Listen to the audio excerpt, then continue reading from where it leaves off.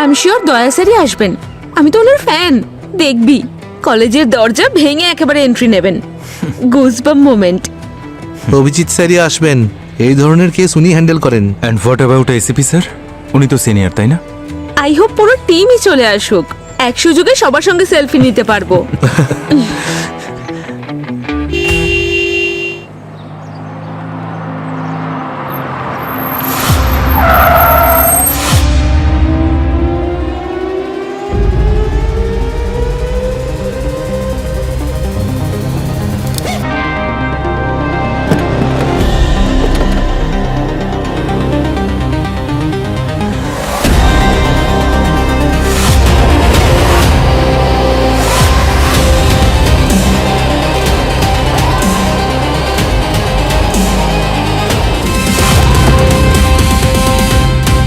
পাহাড় খুঁড়ে জিরাফ বেরোলো ভাই। আরে ইঁদুর হবে ভাই, ওইসব জিরা ফুট ওগুলো কিছু হবে না। এই ইঁদুর আর পাহাড় কি বলছো তোমরা? ইনভেস্টিগেশন হতে দাও, তারপর দেখছি তোমাদেরকে। আমিও সিআইডি অফিসার। তোমরা এখানে কি বকবক করছো? সুমন স্যার, ওদের সকলকে উপরে নিয়ে যান তো। চলো। স্যার আমি তো চলে এসেছি, আপনি কোথায়?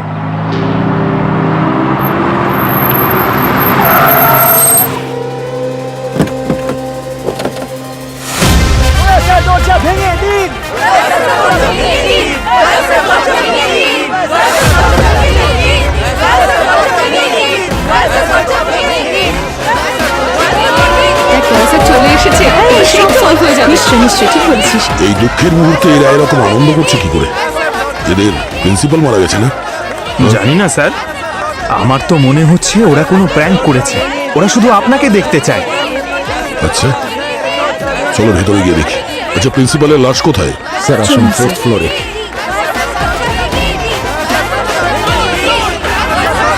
কিন্তু কেউ প্র্যাঙ্ক কেন করবে? ওই ভিকি যখন জয়েশ স্যারের বডি দেখলো, আমরা আপনাদের ফোন করলাম। এদের মধ্যে উইকি কে? স্যার ও হলো ভিকি। উইকি, প্রিন্সিপালের অফিসে কি করছিলে তুমি? স্যার ওই আসলে অজিত স্যার আমাকে পাঠিয়েছিলেন। অজিত স্যার? স্যার আমাদের কলেজের কেমিস্ট্রির প্রফেসর। কেন পাঠিয়েছিল? ম্যাম ওই আমি অ্যাকচুয়ালি মুখ দিয়ে কথা বেরোচ্ছে না কেন? হ্যাঁ স্যার, ও আর ওর বন্ধুরা কলেজে পড়তে কম, প্র্যাঙ্ক করতে আসে বেশি। প্র্যাঙ্ক? হ্যাঁ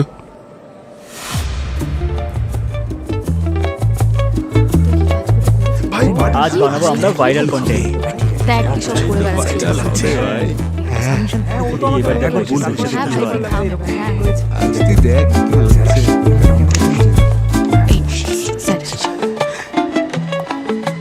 গুড মর্নিং।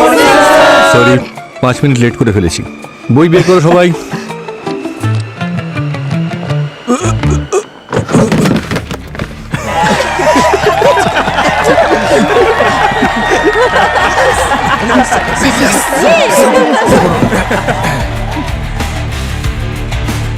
What nonsense! কে করেছে এসব? হ্যাঁ, ভিকি, আমি তোর নাম বলে দিলাম। Get up. স্যার আমি? Yes you, get up. Sir sir এসব কি? স্যার এটা এই মুহূর্তে প্রিন্সিপালের অফিসে যাও আর গিয়ে নিজেই বলো তুমি কি করেছো। Sir I am sorry. I say get out. Sir আর এরকম হবে না স্যার। আমি ক্লাসে একমাত্র স্টুডেন্ট চাই, কোনো বাঁদর নয়। Get out. Sir please sir, আমাকে প্রিন্সিপাল অফিস পাঠাবেন না। I say get out.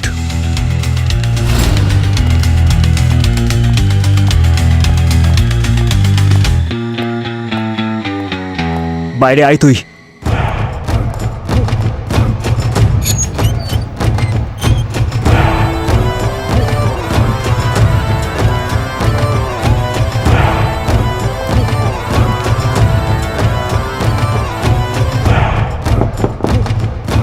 Sir may I come in?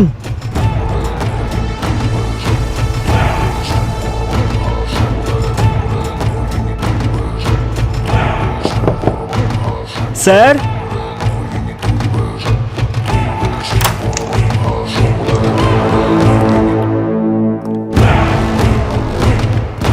Sir sir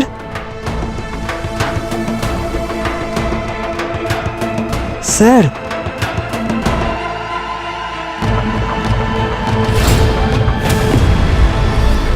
sir sir এটাই হয়েছিল। আমি সত্যি বলছি, কিচ্ছু করিনি। আই সোয়ার স্যার, প্রিন্সিপাল স্যারের মুখটা আমার বারবার চোখে খুব ভেসে ওঠে স্যার। আমার এমনটা মনে হচ্ছে যে আজকে রাতে আমি ঠিক করে ঘুমোতেও পারবো না। প্রিন্সিপালের অফিস কোথায়?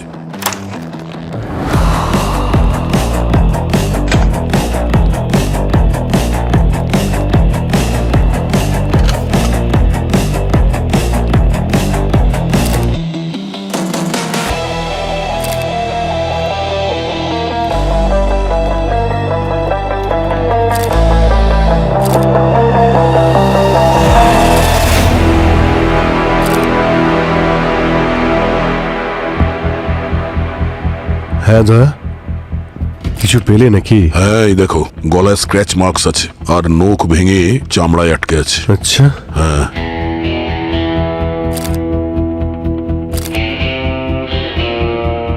ঠোঁট দুটো নীল হয়ে গেছে, কানও তো, আঙুলগুলো নীল হয়ে গেছে। এরকম তো তখনই হয় যখন বডিতে অক্সিজেনের ঘাটতি হয়। অক্সিজেনের অভাব, কিন্তু এই অফিস তো অনেক খোলামেলা, এখানে কি করে দম আটকে গেল ওনার?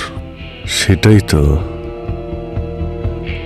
লাল রঙের পাউডার রয়েছে আঙুলের ভিতরে, কোথা থেকে এলো?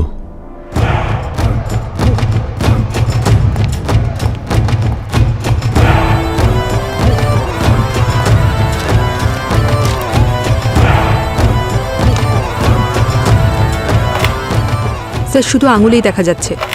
অফিসের অন্য কোনো জিনিসে লাল পাউডার নেই। অদ্ভুত ব্যাপার।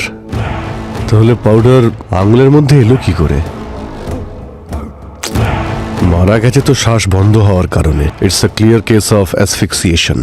মুখটা কিরকম হয়ে গেছে, আর এই ঠোঁটে, এই মুখের ভিতরে কি রয়েছে, কি দেখা যাচ্ছে? হ্যাঁ, আরে হ্যাঁ,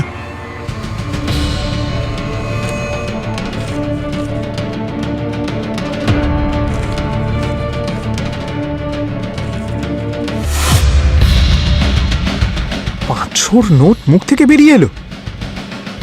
পেটের মধ্যে কি টাকার গাছ আছে স্যার? সবই জানতে পারা যাবে পঙ্কজ। আগে বডিটাকে ফরেন্সিক ল্যাবে নিয়ে যাও। একটা কাজ করো, ফরেন্সিক ল্যাবে পাঠানোর ব্যবস্থা করো, আর এখানে যতগুলো ক্লু রয়েছে সবটাই কালেক্ট করো, আর অফিসটাকে সিল করে দাও, ঠিক আছে?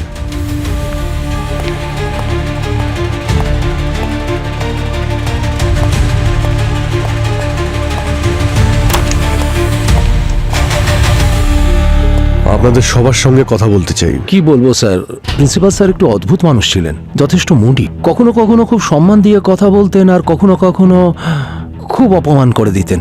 আর এটাও দেখতেন না যে সামনে কে দাঁড়িয়ে আছে। আর স্যার উনি একটু, আর কি? আর অনেক বেশি কিপটে ছিলেন স্যার। আমরা এত কম স্যালারিতে কাজ করি যে আপনাকে কি বলবো। স্যালারি কম তো কি হয়েছে, আপনি অন্য কোনো কলেজে অ্যাপ্লাই করতে পারতেন, এতে আবার কি প্রবলেম? আমরা করতে পারতাম না স্যার, কারণ স্যার আমাদের জবের প্রয়োজনীয়তা জানার পর প্রথমেই আমাদেরকে দিয়ে এগ্রিমেন্ট সাইন করিয়ে নিয়েছিলেন। যদি আমরা এই কলেজ ছেড়ে যেতাম তাহলে সেই কারণে আমাদের হেভি কম্পেনসেশন দিতে হতো। আমাদের সবাইকে এখানে বাধ্য হয়েই থাকতে হয়েছে। আর এই স্যালারির জন্যই তুমি জয়েশ স্যারকে খুন করে দিলে? কি? না না স্যার, আমি ওনাকে খুন করিনি। তাহলে ও আপনাকে দোষ দিচ্ছে কেন? স্যার, 3 মাস আগে আমার ব্যাংক ইএমআই বাউন্স হয়ে গিয়েছিল, আর স্যার আমাকে ইনফর্ম না করে স্যালারি কেটে নিয়েছিলেন। স্যার, এবার ছুটি নিলে তো স্যালারি কাটবেই। স্যার, আমার বাবা মার শরীর ভালো ছিল না, সেই জন্য আমি আর্জেন্টলি 1 সপ্তাহের ছুটি নিয়েছিলাম। আর যদি টাকার কথাই ওঠে, টাকা আমি ম্যানেজ করে নিয়েছিলাম। এমন কোনো বড় ব্যাপার ছিল না যে আমি স্যারকে খুন করে দেব। ইনফ্যাক্ট স্যার, আমি নিজে দেখেছিলাম সেদিন শুভম স্যারকে ইন্টারনেটে গানসের ওয়েবসাইট চেক করতে। আমার তো মনে হয় খুন করার উদ্দেশ্য ওনার ছিল। না না স্যার, আমি তো একটা টয় গান খুঁজছিলাম আমার ছোট ছেলের ভিডিও গেমের জন্য। আর জয়েশ স্যারকে মারার জন্য বন্দুকের কি দরকার? ওনার জন্য তো আমার হাতই যথেষ্ট। আপনাদের লজ্জা হওয়া উচিত। আপনাদের কলেজের প্রিন্সিপাল মারা গেছেন, আর সিম্প্যাথি দেখানোর বদলে আপনারা এখানে ঝামেলা করছেন। আপনাদের কারোর সঙ্গে কখনো ঝগড়া, কথা কাটাকাটি হয়েছিল প্রিন্সিপালের সাথে? আপনারা সবাই আমাকে দেখছেন কেন? স্যার, আজ সকালেই ওনার সঙ্গে অজিত স্যারের ঝামেলা হয়েছিল। 9টা অলরেডি বেজে গেছে। ক্লাসটা গিয়ে এখন শুরু করো। হ্যাঁ স্যার, এক্ষুনি যাচ্ছি।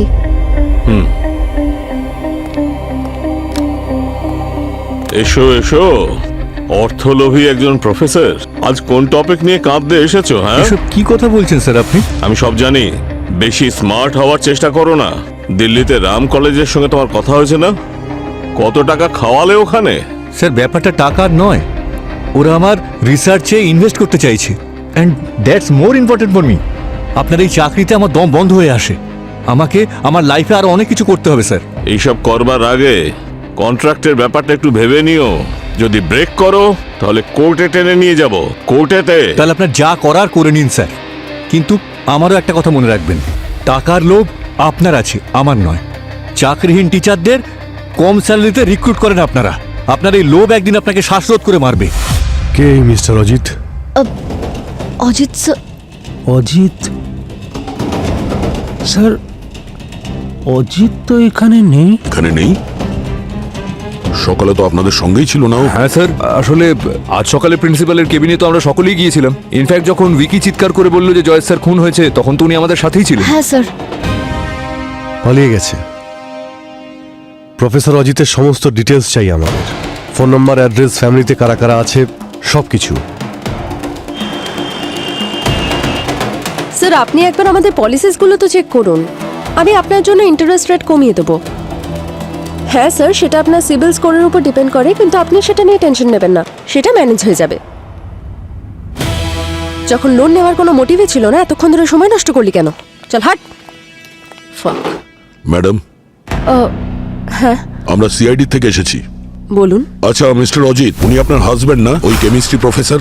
হ্যাঁ, কিছু হয়েছে নাকি? হ্যাঁ, ওনার কলেজের যে প্রিন্সিপাল জয়েশ বাবু, কেউ ওনাকে আজকে মার্ডার করে দিয়েছে। আর ওই ব্যাপারেই আমরা মিস্টার অজিতের সঙ্গে কিছু কথা বলতে চাই। আচ্ছা, কোথায় উনি? ওই পিচ্ছিরি প্রিন্সিপালটা মারা গেছে? আমি তো কবে থেকে ওনার মরার অপেক্ষা করে আছি। আপনি জানেন না, আমি তো 2-3 বার অজিতকেও বলেছি যে ওকে মেরে শেষ করে দাও। কি? আপনি আপনার স্বামীকে প্রিন্সিপালকে মারার জন্য সুপারি দিয়েছিলেন? আরে ওই লোকটা নোংরা ছিল, আপনি জানেন না। 10 বছর আগে উনি মিথ্যে বলে ওনার কন্ট্রাক্ট সাইন করে নিয়েছিলেন, আর যেই কারণে আমার স্বামী আজও এই কলেজে প্রতিদিন হাজিরা দিচ্ছে। তাহলে আপনার মনে হয় প্রিন্সিপালকে আপনার হাজবেন্ড মেরেছে? ঠিক জানি না, কিন্তু যদি ও এটা করে তাহলে আজকে থেকে আমার স্বামী আমার হিরো। ফাইনালি একটা সাহসী স্টেপ তো নিয়েছে। স্যার, এই লেডি আমার একটু ক্র্যাক মনে হচ্ছে। আচ্ছা, মিস্টার অজিতের সঙ্গে কথা হয়েছিল আজকে আপনার? না, আমি সকাল থেকে অনেকবার ফোন করেছি, কিন্তু ওর ফোন বন্ধ রয়েছে। আচ্ছা, ঠিক আছে, যদি ওনার ফোন আসে তো আমাদেরকে ইনফর্ম করে দেবেন। হ্যাঁ। Thank you. এই মহিলার উপর নজর রাখো। স্যার, এই প্রিন্সিপাল তো বনেদি বড়লোক ছিলেন। যে কলেজে উনি প্রিন্সিপাল ছিলেন সেটা ওনার নিজেরই কলেজ।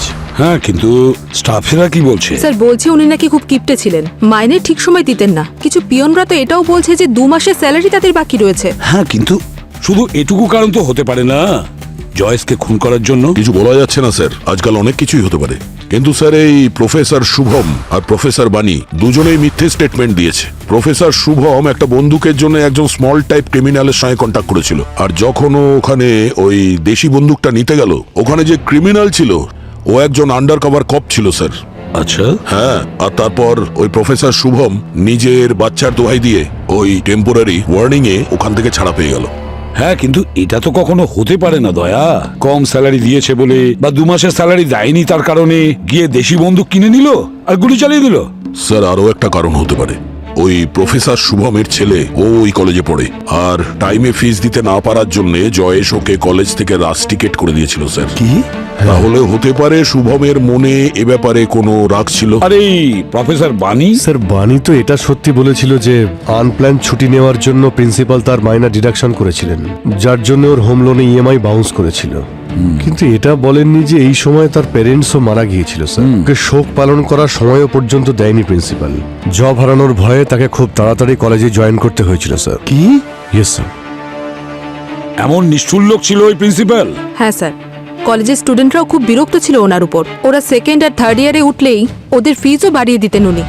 উনি একটা ইউনিভার্সিটি খুলবেন ভেবেছিলেন, একটা মাল্টি ফ্যাসিলিটি ইউনিভার্সিটি। এক সপ্তাহ আগেই অ্যানাউন্স করেছিলেন। শহর থেকে দূরে একটা ল্যান্ডও নিয়েছিলেন ইউনিভার্সিটির জন্য, আর একটা অনেক বড় কোম্পানির সঙ্গে ডিলও করেছিলেন ইউনিভার্সিটির জন্য। আচ্ছা, প্রফেসর অজিতের ব্যাপারে কি জানতে পেরেছো? স্যার ওর রেকর্ড তো অলমোস্ট ক্লিন স্যার। এই কলেজের প্রথম জব ছিল ওর, অ্যাম্বিশিয়াস ছিল, সেই জন্য কলেজ চেঞ্জ করতে চাইছিল। ও, কিন্তু স্যার ওর ওয়াইফও একেবারেই ক্র্যাকড। বিপিওতে কাজ করে, কিন্তু অনলাইন গ্যাম্বলিং আর ইললিগাল যারা লোন দেয় তাদের সঙ্গেও জুড়ে ছিল। এখানে তো প্রত্যেকের কাছে কোনো না কোনো কারণ আছে জয়েশকে খুন করার জন্য। আচ্ছা, সারিকা কিছু বলতে পেরেছে জয়েশের গলাতে কিভাবে 500 টাকার নোটটা ঢুকে গিয়েছিল? না স্যার। না, আমি এখনই যাচ্ছি ফরেন্সিক ল্যাবে সারিকার সঙ্গে দেখা করতে। ওকে জিজ্ঞেস করবো যে ডেড বডি মুখ খুললো কিনা। কি অভিজিৎ, তোমার মুখটাও খোলাই রয়ে গেল?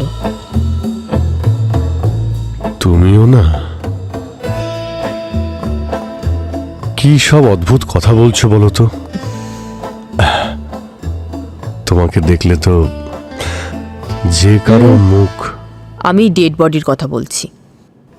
হ্যাঁ, আমিও ডেড বডিরই কথা বলছিলাম। একটু কনফিউজ ছিলাম যে 500 টাকার একটা নোটের জন্য প্রিন্সিপাল কি করে মারা গেলেন। আমি বলছি, এই দেখো, এটা হলো আমাদের খাদ্যনালী আর এটা হলো শ্বাসনালী। যখন জয়েশ নোটটা খাচ্ছিল তখন ওই নোটটা ওর গলায় গিয়ে আটকে যায়, যে কারণে ওর শরীরে শ্বাসনালী চোখ হয়ে যায়, যার ফল সাফোকেশনের কারণে ওর মৃত্যু। আরে বাবারে, মানে স্যার প্রিন্সিপাল পালং পাতা চাটের মতন নোট খাচ্ছিলেন? কিন্তু ডক্টর সারিকা একটা নোট খাওয়ার ফলে কারো মৃত্যু হয় কি করে? দয়া ভাই, কে বললো যে ও একটা নোটই খেয়েছে? এই দেখো, এতগুলো নোট পাওয়া গেছে ওর পেটের ভেতর থেকে। কম করেও 8-10 হাজার টাকা খেয়েছে ও। 8-10 হাজার টাকা? আগে মানে স্যার ও তো টাকার মূল্যই দিতে জানে না। তার মানে স্যার আপনি বলতে চাইছেন যে কেউ ওনাকে জোর করে মারার জন্য নোটগুলো খাইয়েছিল? না পুরবি, যদি ওকে কেউ জোর করে নোটগুলো খাইয়ে দিত জয়েশকে, তাহলে এত ভালো করে চিবোতে পারতো না। একদম ঠিক বস। এই দেখো, এই জয়েশ খুব আরাম করে বসে এই নোটগুলো চিবিয়েছে। স্যার এক মিনিট, যদি জয়েশ নিজের ইচ্ছেতেই নোটগুলো খেয়েছিল আর ওই নোটগুলো ওর গলায় আটকে গেছিল, তাহলে ও কারোর কাছে সাহায্য চাইলো না কেন? হ্যাঁ, ঠিক বলেছো। উনি চিৎকারও তো করতে পারতেন, আর ওনার সামনে তো জলের গ্লাসও রাখা ছিল, উনি সেটাও তো খেতে পারতেন। এক্স্যাক্টলি, যদি জয়েশ নিজেই নোটগুলো খেত তাহলে তো কখনোই খুন হতে পারতো না। এটা তো অ্যাক্সিডেন্টলি ডেথ। না বস, এটা অ্যাকচুয়ালি মার্ডারই। আর এটা আমি কেন বলছি, এক মিনিট আমি বলছি।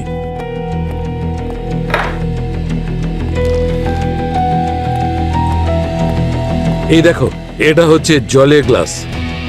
এই জলের গ্লাসটা প্রিন্সিপালের টেবিলে পেয়েছি, কিন্তু এটা কোনো সাধারণ জল নয়। এতে ভ্যাক্সানার আর অ্যাকুয়ালুম নামে দুটো কেমিক্যাল মেশানো আছে। আর এই কেমিক্যাল কি কাজ করে? এই কেমিক্যাল পেটের মধ্যে যে কাগজ গেছে সেগুলো ফোলানোর কাজ করে, ওগুলোকে মোটা করে দেয়। যার অর্থ শুকনো নোট খাওয়ার ফলে যখন এর গলা ব্লক হয়ে গেছিল তখন উনি এই জলটা খান, যে কারণে নোটগুলো ফুলে যায় আর ওনার দম বন্ধ হয়ে যেতে থাকে। উনি শ্বাস নিতে পারেন না এবং সাথে সাথেই মারা যান। অভিজিৎ, যখন আমরা ওনার বডি পাই, জয়েশের ওয়ালেট তো ওনার পকেটে ছিল। হ্যাঁ স্যার, আর ওয়ালেটের ভিতরের নোটগুলো একইভাবে রাখা ছিল, একদম আনটাচড। সেটাই তো, একেবারে আনটাচ। তাহলে বাকি নোটগুলো কোথা থেকে এসেছে? কেউ তো একজন ছিল যে নোটগুলো জয়েসের কেবিনের টেবিলে রেখেছিল। পুরবি, সিসিটিভি ক্যামেরা চেক করেছো? কলেজ তো অনেক ক্যামেরা থাকতে পারে। স্যার নর্মাল কলেজে হয়ে থাকে। মানে? স্যার এটা জয়েশের কলেজ, ওকে তো সবাই চিনতো। তো কলেজের প্রেমিসিসে একটাই ক্যামেরা ছিল, আর সেটাও second hand. Sir image clear হতে একটু সময় লাগবে। কিন্তু বস, একটা কথা আছে, এইবারে খুনি একটু বেশি উপস্থিত ছিল না, তবুও তার কাজ করে গেছে। ওসব কথা বাদ দাও সালুকে, অনেক খুনি দেখলাম। এখুনি নিজেকে যতই চালাক মনে করুক না কেন, একটা ভুল তো নিশ্চয়ই সে করে গেছে। ব্যাস, আমরা সেই ভুলটা খুঁজবো, তারপরে দেখো। আচ্ছা নেহা দেবী, কখনো প্রিন্সিপাল বাবু প্রফেসর অজিতের কথা বলেছিলেন আপনাদের? ওদের মধ্যে কোনো লড়াই বা ঝামেলা বা কোনো হুমকি দেওয়ার ঘটনা? আপনি কি চেনেন প্রফেসর অজিতকে? না, আমি কোনো অজিত বলে কাউকে চিনি না। আর আমার হাজবেন্ড টাকা পয়সা ছাড়া আর কোনো কথা বলতেন না। পাগল ছিল টাকা পয়সার জন্য। আর আপনার ব্যাপারে? আমারটা বাদ দিন, উনি তো বাচ্চাও নেয়নি এই কারণে যাতে মানুষ করার জন্য কোনো টাকা পয়সা না খরচ হয়। স্যার সত্যি বলতে আমার দিদির জীবনটা নষ্ট করে দিয়েছেন উনি, আর কিছুই না। আপনি জয়েশবাবুকে কতটা চেনেন? আমি ওনার বিজনেস পার্টনার ছিলাম, কিন্তু শুধু নামমাত্র। না উনি আমার কথা শুনতেন আর না মানতেন। ওনার সব ডিল আমি করাতাম, কিন্তু তার পরিবর্তে কি পেতাম? 4 আনা 8 আনা, এইটুকুই ভ্যাস, আর কিছুই না। এত কম টাকায় আপনার চলে কি করে, মানে চালান কি করে? আমার ভাই ভীষণ হার্ডওয়ার্কিং, অনেক কষ্ট করেও নিজের কনস্ট্রাকশন কোম্পানি শুরু করেছে। এখন তো শুরুর দিকে, তবে ও করে নিতে পারবে। আচ্ছা, গত কয়েকদিন ধরে আপনি কি ওনার ব্যাপারে অদ্ভুত কিছু কি লক্ষ্য করেছিলেন, বা এমন কিছু করেছিলেন যা আগে কখনো করেননি? না, রোহানি ওর সাথে বেশি থাকতো। হ্যাঁ স্যার, কিন্তু আমিও সেরকম কোনো আনইউজুয়াল বিহেভিয়ার দেখতে পাইনি, সবকিছু নর্মালি ছিল। হ্যাঁ, তবে ও একদিন ডাক্তারের সাথে কথা বলছিল যে হয়তো মেডিসিনস কাজ করছে না, ডোজেস বাড়াতে হতে পারে। কিরকম মেডিসিন? আচ্ছা, আমরা কি ওই ওষুধটা দেখতে পারি? হ্যাঁ অবশ্যই, আমি নিয়ে আসছি। প্লিজ। হ্যাঁ, ওনার যদি আর কোনো মেডিকেল রিপোর্ট থাকে সেটাও নিয়ে আসবেন, আমাদের কাজে লাগতে পারে।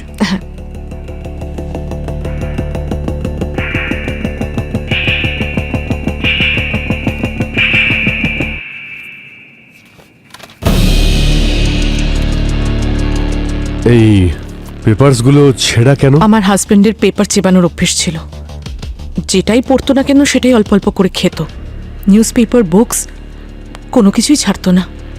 আর এই অভ্যেসের জন্যই ও নিজের কাছে কোনো ব্রিফকেস বা ফাইল রাখতো না। কাগজ খাওয়ার অভ্যেস? হ্যাঁ স্যার, এটার থেকে বাঁচার জন্য উনি মেডিসিনও নাকি নিচ্ছিলেন। আচ্ছা, স্যার মেডিসিন আর মেডিকেল রিপোর্ট ওনার ওয়াইফের কাছ থেকে নিয়েছি, ল্যাবে পাঠিয়েছি টেস্টের জন্য। আর ওই প্রফেসর অজিত? আমরা অজিতের ফটো চারদিকে সার্কুলেট করে দিয়েছি স্যার, ও শহরের থেকে বাইরে যেতে পারবে না। ওনার ফোন আর ব্যাংকের কার্ডসগুলো আমরা ট্র্যাকারে দিয়ে দিয়েছি। যখনই কেউ সেগুলো ইউজ করবে তখনই তার লোকেশন আমরা পেয়ে যাব। স্যার, কলেজের এন্ট্রি গেটের সিসিটিভি ফুটেজ দেখেছি, তাতে অজিতকে কোথাও দেখতে পাচ্ছি না। আরে চলো গিয়ে দেখি।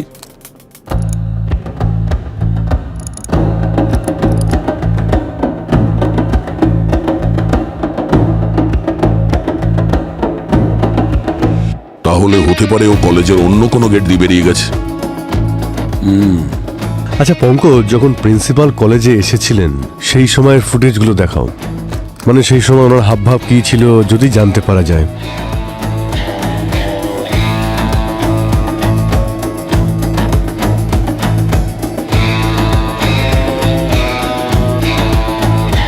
স্টপ, এক মিনিট। ওর হাতে তো ব্রিফকেস আছে, আর প্রিন্সিপাল জয়েসের ওয়াইফ বলেছিল যে কলেজ যাওয়ার সময় প্রিন্সিপালের হাতে ব্রিফকেস জাতীয় কোনো জিনিস থাকেই না। আচ্ছা, এই ব্রিফকেসটা কি জয়েসের অফিসে পাওয়া গেছিল? না স্যার, ওখানে তো এরকম কিছুই ছিল না। আর ওই ব্রিফকেসটা তো কলেজের বাইরে কেউ নিয়েই যায়নি। তার মানে একটাই, ওই ব্রিফকেসটা এখনো ওই কলেজেই আছে। কিন্তু স্যার, কলেজের প্রত্যেকেই সন্দেহের তালিকায় আছে, অন্য কারো সাহায্য তো নিতে পারবো না। হ্যাঁ স্যার, আমাদের ওখানে নিজেদের গিয়ে খুঁজতে হবে।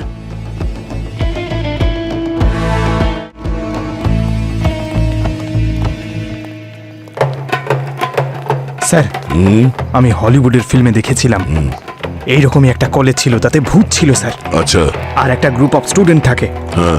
ওই স্টুডেন্টরা যখন আলাদা আলাদা হয়ে যায় স্যার, তখন ওই ভূতটা সবার উপর এক এক করে অ্যাটাক করে। আচ্ছা, হ্যাঁ। গুড আইডিয়া পঙ্কজ, আমরা সবাই আলাদা আলাদা গিয়ে ওই ব্যাগটাকে খুঁজবো, তাই তো? স্যার, ডিসপাস, চলো। 1 মিনিট স্যার, কিন্তু চলো তাড়াতাড়ি।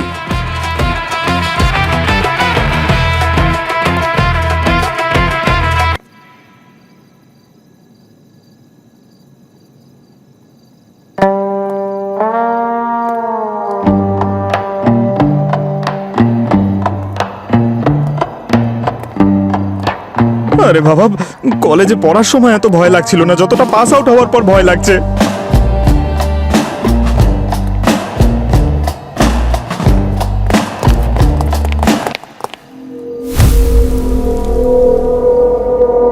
কে কে ওখানে? কে আছে? দয়া স্যার, রবি।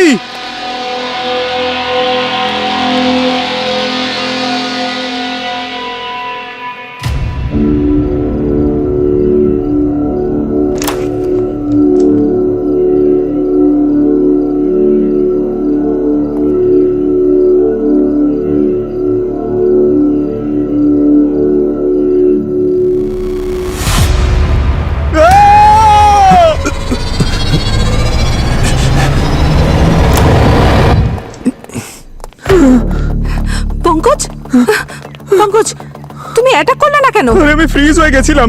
আমি তো ভেবেছিলাম সত্যি ভূত। আমাদের কি ভূত ধরার ট্রেনিং দিয়েছে নাকি? অজিত বাবু, কতদূর পালাবেন? চলুন, আজ আপনার ক্লাস নেব আমরা। স্যার আমি প্রিন্সিপাল স্যারকে খুন করিনি স্যার। মানুষ তো ছেড়ে দিন, আমি আজ পর্যন্ত একটা পিঁপড়ে পর্যন্ত মারিনি। আরে কলেজে কি এক্সট্রা ক্লাস নেবার জন্য এসেছিলে নাকি? আমার তো প্রাণটা অলরেডি চলে গেছিল স্যার। না স্যার, আমি কোনো এক্সট্রা ক্লাস নিতে আসিনি স্যার, আর আমি পালাতেও চাইনি। আমি এই কলেজেই লুকিয়েছিলাম সমস্ত সময় স্যার। আর রাতে আমি ল্যাবে আমার কেমিস্ট্রি রিসার্চ পেপারগুলো নিতে এসেছিলাম স্যার। Research papers? মিথ্যে বলছো না? না স্যার, আমি আপনাকে দেখাতেও পারি। কোথায়? লকারে আছে স্যার। নিয়ে এসো। আগে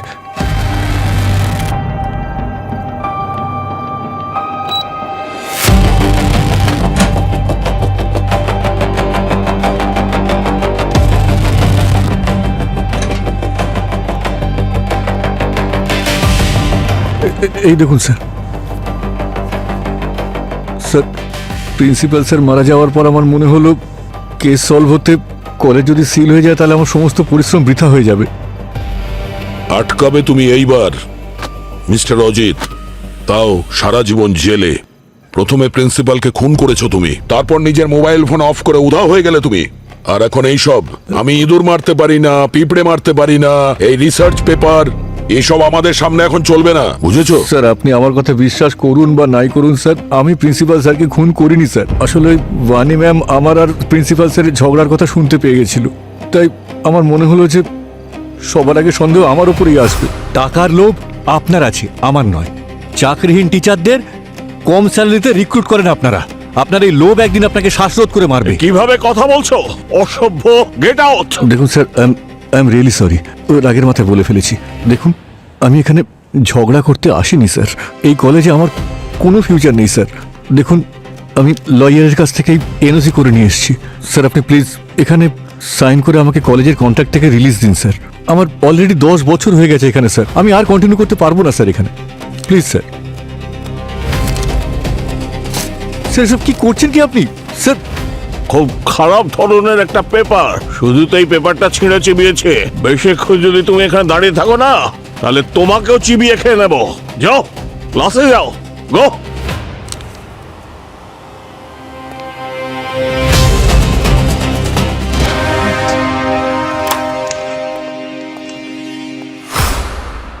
এই দেখুন স্যার, স্যার কোন শিক্ষিত লোক এই ধরনের কাজ করে বলুন স্যার? দেখুন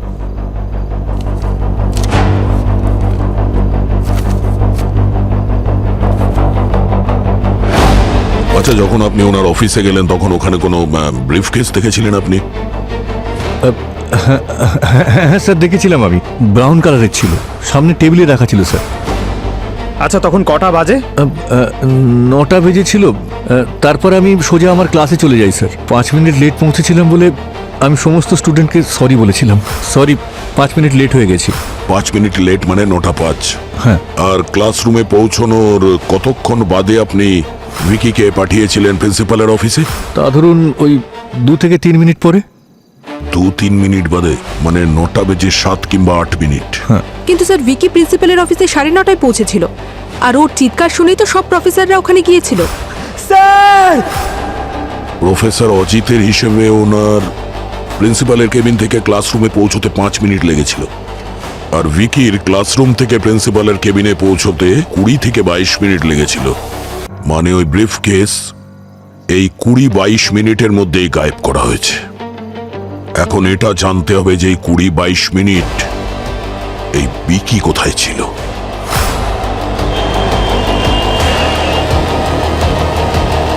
স্যার ভিকির লোকেশন ওদের বাড়িতেই দেখাচ্ছে।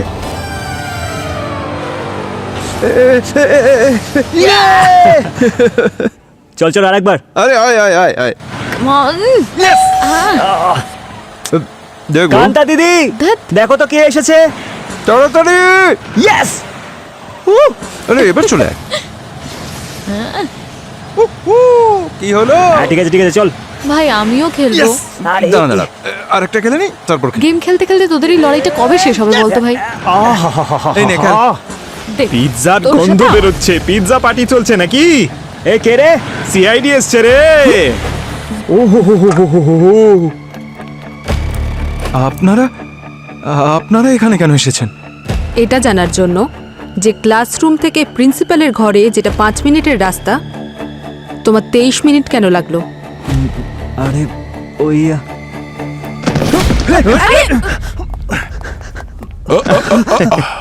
যদি এত স্পিডে ওই দিন প্রিন্সিপালের অফিসে পৌঁছে যেতে পারতিস তাহলে আজকে থাপ্পড় খেতে হতো না। থাপ্পড়? হ্যাঁ, থাপ্পড়। I am sorry sir, I am sorry, ওই সব কিছু আমিই করেছি। I am so sorry. Vicky, তুই খুন করেছিস প্রিন্সিপাল স্যারকে? না না না স্যার, আমি কাউকে খুন করিনি স্যার। আমি তো শুধু ওই ব্রিফ কেসটা চুরি করেছিলাম। আমি তো অজিত স্যারের কথা মতোই কোনো দিকে না তাকিয়ে প্রিন্সিপাল স্যারের অফিস 5 মিনিটেই পৌঁছে গিয়েছিলাম। কিন্তু যখনই আমি নক করে ভেতরে গেলাম তখন ওখানে প্রিন্সিপাল স্যার মরে পড়েছিলেন। আমি তো দেখেই ভয় পেয়ে গিয়েছিলাম। তারপর আমি দেখলাম যে ওখানে টাকা ভর্তি একটা ব্রিফ কেস খোলা ছিল। আমি তাড়াতাড়ি ওখান থেকে ব্রিফ কেসটা নিয়ে বেরোলাম আর কলেজের টেরেসে গিয়ে লুকিয়ে রেখে দিলাম।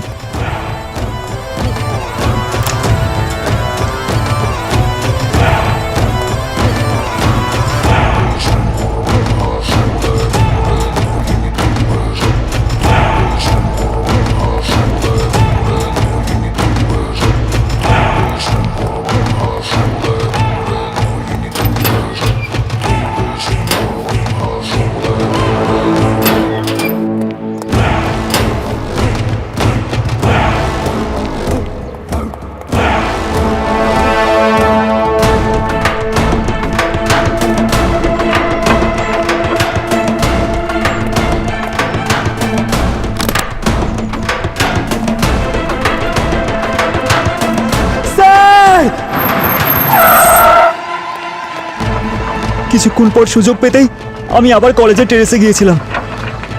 ওখানে সব টাকাগুলো আমি আমার ব্যাগে ঢোকালাম আর ওখান থেকে আমি পালিয়ে গেলাম।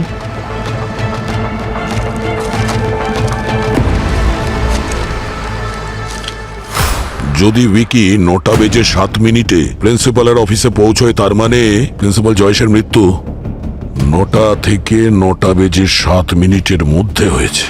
তার মানে স্যার খুনি ওই 7 মিনিটের মধ্যে অফিসে ঢুকেছে, ওনাকে মার্ডার করেছে, তারপর ওখান থেকে চলেও গেছে, আর কেউ ওকে দেখতেও পায়নি।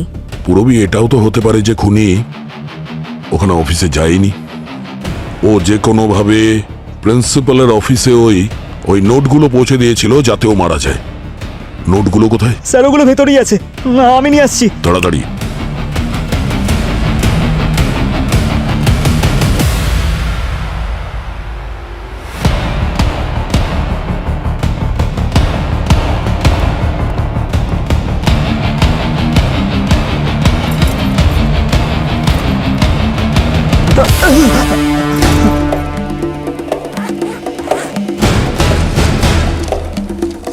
স্যার ভালো হয়েছে নতুন নোট, এটাকে আমরা ট্রেস করতে পারি। হ্যাঁ, কিন্তু এই নোটগুলোতে লাল পাউডার কেন লেগে আছে? আরে হ্যাঁ, প্রিন্সিপাল জয়েসের হাতে তো এরকম পাউডারই লেগেছিল। যে নোটের ব্যাগটা তোমরা এনেছিলে সেই নোটগুলোতে জংও লেগেছিল, আর সেই সঙ্গে আমরা এটাও জানতে পেরেছি যে এই জয়েসের কাগজ খাওয়ার অসুখ কেন এবং কিভাবে হলো। ওর মেডিকেল হিস্ট্রি আর ওর ওষুধ থেকে এটা জানা যাচ্ছে যে পিকা নামের অসুখ ছিল ওর, PICA, পিকা। পিকার ফুল ফর্ম কি হয় স্যার? এর কোনো ফুল ফর্ম হয় না পঙ্কজ, এটা একটা ল্যাটিন ওয়ার্ড। একটা পাখি আছে ম্যাকপাই নামের, যাকে পিকা বলেও ডাকা হয়। ওর একটা বিশেষ ব্যাপার আছে, ও সব কিছু খেতে পারে। যেমন কিছু লোক চক খায়, কিছু বাচ্চা মাটি খায়, দেওয়ালে রং করা চুন সেটাও খায়। এটাকেও পিকা বলে? হ্যাঁ পঙ্কজ, পিকা হচ্ছে একটা মেন্টাল ডিসঅর্ডার। এতে লোক খাবার জিনিস খায় না, বরং অন্য কিছু জিনিস খেতে থাকে। যেমন যদি কারোর ক্যালসিয়াম কম থাকে তখন সে চক খেতে শুরু করে, দেওয়ালে লাগানো চুন খেতে শুরু করে। জয়েসের মতো লোক যখন তার আয়রন কম হয় তখন সে কাগজ খেতে শুরু করে, আর ধীরে ধীরে কাগজ খাওয়াটা অভ্যাসে পরিণত হয়, কাগজের টেক্সচারটা অভ্যাস হয়ে যায়। কিন্তু স্যার জয়েস তো শিক্ষিত ছিল, আয়রনের অভাব ছিল যখন চিকিৎসা করাতো, ওষুধ খেত, কাগজ খাওয়ার কি প্রয়োজন ছিল? পুরবি উনি ওষুধ খাচ্ছিলেন কিন্তু হতে পারে খুনিও এই ওষুধটা বদলে দিয়েছিল। স্যার, জয়েশের স্ত্রী নেহা উনি জয়েশকে ডাক্তারের সঙ্গে ফোনে কথা বলতে শুনেছিলেন। জয়েশ কমপ্লেন করছিল যে আজকাল ওই ওষুধ ঠিক মতো কাজ করছে না। একদম ঠিক দয়া। আর যেহেতু খুনি জয়েশের ওষুধ পাল্টে দিয়েছিল, সেই জন্য যেদিন জয়েশের মৃত্যু হয়েছিল সেদিন ওর ভয়ঙ্করভাবে শরীরে আয়রনের অভাব অনুভব করছিল। আর যখন আয়রনের অভাব অনুভব করলো তখন ওর ভীষণভাবে ইচ্ছে হলো কাগজ খাওয়ার। সামনে কিছু দেখতে পায়নি, নোট পড়েছিল, ও সেইগুলোই খেতে শুরু করলো। আর যখন ওই শুকনো নোটগুলো ওর গলায় আটকে গেছিল তখনও ওখানে রাখা কেমিক্যাল মেশানো জলটা খেয়ে নিয়েছিল, যে কারণে ওর শরীর আরো খারাপ হয়ে গেছিল আর দম বন্ধ হয়ে আসছিল। আর কারোর কাছ থেকে সাহায্য চাওয়ার আগেই অক্সিজেনের অভাবে উনি মারা যান। জয়েসের শুধু ওষুধটাই বদলানো হয়নি, বরং কেউ নোটগুলোতে জং পাউডার ছিটিয়ে দিয়েছিল। আর যখন জয়েসের আয়রনের অভাব দেখা দিয়েছিল তখন কিছু না ভেবেই উনি নোটগুলো খেতে শুরু করেন। তো স্যার, প্রথমত এটাই যে খুনি প্রিন্সিপালের ব্যাপারে সব কিছু জানতো, আর দ্বিতীয়ত মার্ডারের দিন সকালে সে প্রিন্সিপালের সঙ্গে বাইরে দেখা করে। শুধু একটু ভেবে দেখো, ওই জলের গ্লাসটা জয়েসের অফিসেই ছিল, তার মানে হলো কেউ তো বাইরের আছে যে জয়েসের রোগটাকে ট্রিগার করেছে। আর কলেজের ভেতরের যে অন্যজন যে ওই জলের গ্লাসের মধ্যে ওই কেমিক্যাল মিশিয়েছিল, মিক্সানল আর অ্যাকোয়ালুন, মানে দুজন আছে যারা কিনা এই জয়েসের খুনের কারণ।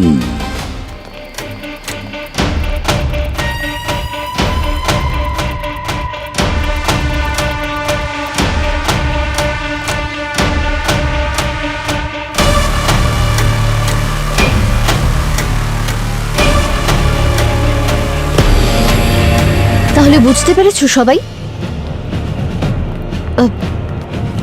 স্যার, আপনারা এখানে, কিন্তু ভিকি আর ওর বন্ধুরা আজকে আসেনি।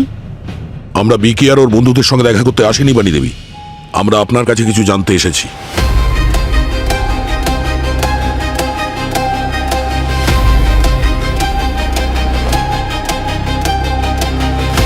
অ্যাকচুয়ালি স্যার, আজ আমার শরীরটা খারাপ লাগছে, আমরা কাল ধীরে সুস্থে কথা বলি প্লিজ। এক সেকেন্ড, প্রফেসর বানি, আমাকে বাধ্য করবেন না আপনার স্টুডেন্টদের সামনে আপনাকে জোর করতে। Please cooperate. আমি তো সবকিছু স্টেটমেন্টে বলে দিয়েছি, আর কি জানতে চান আপনারা? বানি দেবী, আপনি আমাদের অর্ধেক সত্যি বলেছেন, আর আমরা এখানে পুরো সত্যি জানতে এসেছি। আপনি আমাদের এটা বলেছেন যে আপনার প্যারেন্টস অসুস্থ ছিল, কিন্তু আপনি আমাদের এটা বলেননি যে ঠিক এক সপ্তাহ বাদে ওনারা দুজন মারা গেছেন। আপনি আমাদের এটা বলেছিলেন যে আপনার হোম লোনের ইএমআই বাউন্স হয়ে গেছে, কিন্তু আপনি আমাদের এটা বলেননি যে মা বাবার চিকিৎসার খরচের জন্য আপনি এতটাই দেনায় ডুবে গেছিলেন যে আপনি বাড়ি বেচার সিদ্ধান্তও নিয়েছিলেন। হ্যাঁ, সেটা আমার পার্সোনাল ম্যাটার ছিল, না বলে কি কোনো অপরাধ করেছি? তাহলে এখন বলুন না বানি ম্যাম, আপনি কি করে ম্যানেজ করলেন আপনার বাড়ির ইএমআই দিতে, আমাদেরও বলুন। আমরা আপনার ব্যাংক অ্যাকাউন্টস চেক করেছি, তাতে কেউ 2 লক্ষ টাকা ক্যাশ আপনার অ্যাকাউন্টে ডিপোজিট করে দিয়েছিল। কে সে? অবভিয়াসলি সেটা প্রিন্সিপাল জয়েস তো নিশ্চয়ই নয়। দেখুন ম্যাম, আপনি যদি না বলেন আমরা কিন্তু কথা বের করেই ছাড়বো আপনার থেকে। এখন চয়েসটা আপনার।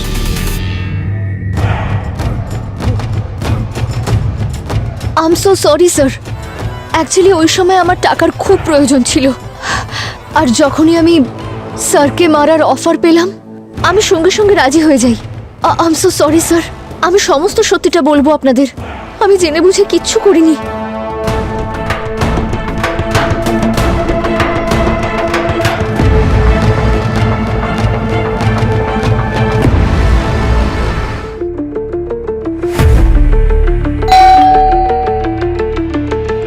তুই দাঁড়া, আমি দেখে আসছি।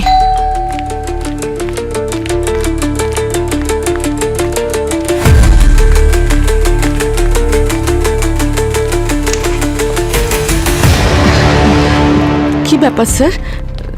স্যার, আপনারা কিছু বলছেন না কেন? খুনির ব্যাপারে কিছু জানতে পেরেছেন? হ্যাঁ, জানতে পেরেছেন? স্যার, স্যার আমার জামাইবাবু যেমনই হোক না কেন ওনার সাথে খুব খারাপ হয়েছে। স্যার, খুনিকে ছাড়বেন না আপনারা? একদমই ছাড়বো না, একদমই ছাড়বো না। তবে একটা ব্যাপার, যে খুনি খুব চালাক ছিল, আপনার জামাইবাবুর ব্যাপারে সব জানতো, আয়রনের ঘাটতি আছে, কাগজ খাওয়ার অভ্যেস আছে, আর ঠিক কি কি ওষুধ খান, আর সেই ওষুধগুলোকে কখন আর কিভাবে বদলাতে হবে পুরো প্ল্যান করে রেখেছিল। এত সব ডিটেলস আমার হাজবেন্ডের কোনো কাছের মানুষ ছাড়া তো আর জানতে পারে না। আপনি কি আমায় সন্দেহ করছেন? কাছের লোক শুধু এখানে আপনি একা নন নেহা দেবী, তাই তো? এই শালাও তো জামাইবাবুর কাছের লোক হয়, তাই না?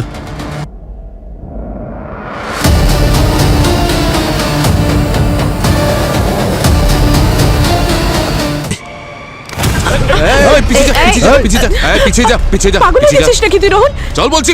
কি করছিস তুই আমার সাথে? চুপ কর।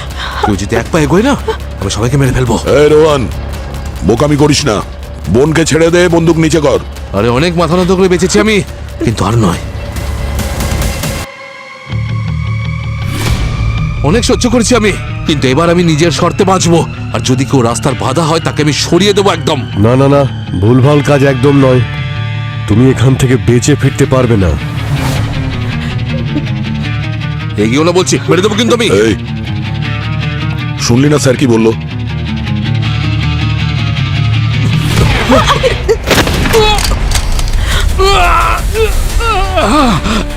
লজ্জা করে আবার তোকে নিজের ভাই বলতে। বলেছিলাম কত দূর পালাবি তুই।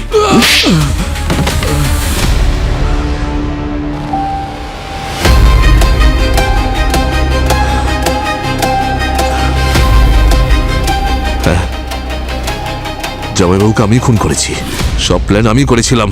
ওই লোকটা সারা জীবন টাকার পিছনে ছুটেছে, আর সেই টাকা দিয়ে আমি শ্বাসরোধ করে মেরেছি ওকে। সেই টাকা যার জন্য নিজের আপনজনদের কোনোদিন পরোয়া করেনি। 10 বছর এই লোকটার সব কথা আমি চুপচাপ শুনেছি, শুধুমাত্র আমার দিদি নেহার খুশির জন্য। দিন রাত পরিশ্রম করে নিজের কনস্ট্রাকশন কোম্পানি দাঁড় করিয়েছি।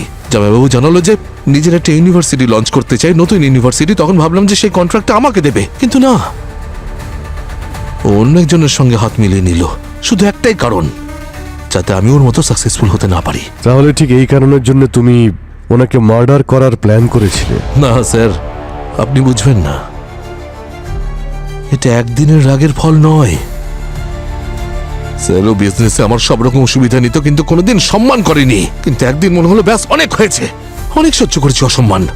তখন ডিসাইড করলাম যে জামাইবাবুকে আমি মেরে ফেলবো। সেই জন্য আমি ওকে মারার প্ল্যান করলাম। সর্বপ্রথম ওর ওষুধগুলো চেঞ্জ করে দিলাম, যাতে ওর শরীরে আয়রনের ডেফিসিয়েন্সি হয়। তারপর আমি জায়গা খুঁজছিলাম, এমন একটা জায়গা যেখানে জামাইবাবু মরতো আর কারোর কাছে সাহায্য চাইলে সেটা পেত না। এমনই একটা জায়গা খুঁজছিলাম, কিন্তু তখনই প্রফেসর বানি, জামাইবাবুর ইউনিভার্সিটিতেই কাজ করেন উনি ওনার রুমে এলেন। স্যার, আমি যদি ব্যাংকে ইএমআই না দিতে পারি তাহলে আমার ফ্ল্যাটটা আমার হাত থেকে চলে যাবে স্যার। আমি এখানে কোনো দান ছত্র খুলে রাখিনি যে সবাইকে টাকা পয়সা দান করব। নিজে রোজগার করো আর খাও। স্যার, এই রোহন, একে বার করো এখান থেকে। সকাল সকাল মুডটাই অফ করে দিল। হ্যাঁ, হ্যালো, ইয়েস। না না না sir, sir sir sir sir please sir, please sir. হ্যাঁ হ্যাঁ হ্যাঁ হ্যাঁ, ইয়েস।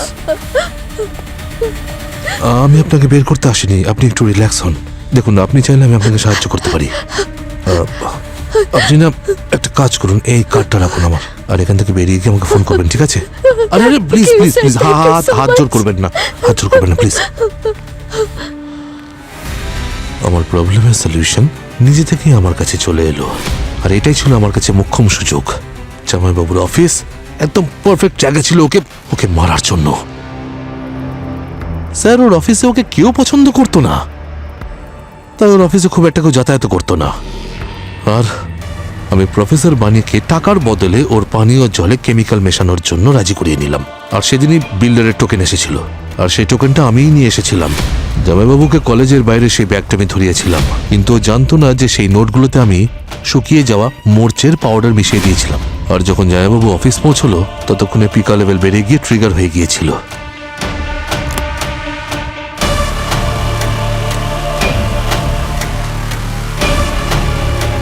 আর যখন নোটগুলোর গলায় চোখ হচ্ছিল, তখন সেই জলটা খেয়েছিল যাতে প্রফেসর বানি কেমিক্যাল মিশিয়েছিলেন, আর তাতেই ও মারা যায়।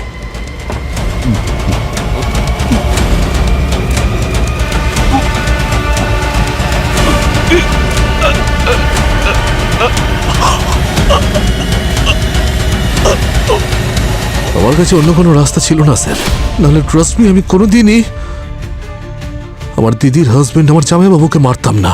রাস্তা ছিল। নেহা আর জয়েসের জীবন থেকে বেরিয়ে এসে নিজে একটা নতুন জীবন শুরু করতে পারতে। তুমি একটা ভালো বিজনেস করছিলে, সেটাকে বড় করতে পারতে, কিন্তু তুমি আর বানি অপরাধের রাস্তা বেছে নিয়েছো। এমন একটা রাস্তা, যে রাস্তা তোমাদের অন্য কোথাও নয়, বরং ফাঁসির দড়ি পর্যন্ত নিয়ে যাবে।